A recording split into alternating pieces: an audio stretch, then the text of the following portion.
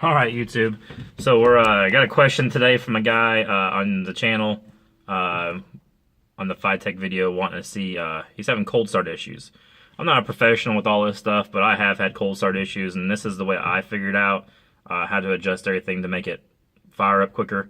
Especially since I went to E85 because it uses more fuel, especially the what do you call it? The flash point at E85 is real low compared to gasoline, so it don't like to burn if it ain't got heat to atomize it, you know. So that was a big deal when I went to E85. But so here's the unit. We're just doing a quick video with the phone today.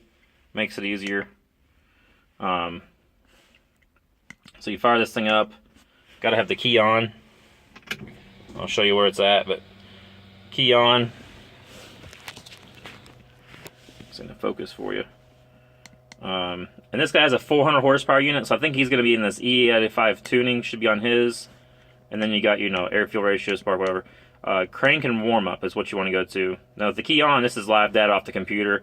That prime multiplier, that's when the first turn the key on, you hear this, the fuel pump turn on, you hear click underneath the hood.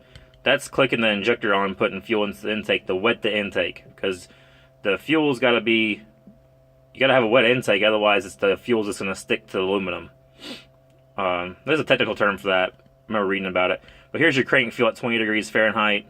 Now, if you're really cold, if it's 20 degrees Fahrenheit, you want to adjust that if you're having a problem only at that temperature. 65 degrees Fahrenheit, that's most likely what you're going to be adjusting. Plus and minus on this, it's all percentage of the injector cycle. So, you know, if you want more fuel, turn that up. That's pretty much what you do. You know, so it's at negative now. If I wanted more fuel, I'd go to like negative 11, negative 10.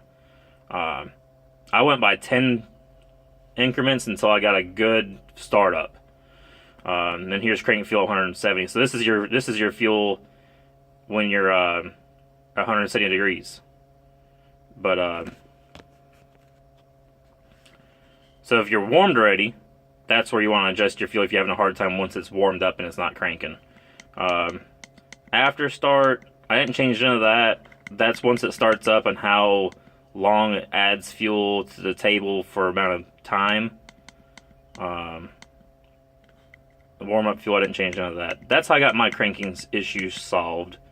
But if you like the video, hit the subscribe button. If you want another video, I'll make them whatever you guys want to know. When I bought the system, I was having issues too of finding information. So hopefully this will help some people. I'll see you in the next video. Bye.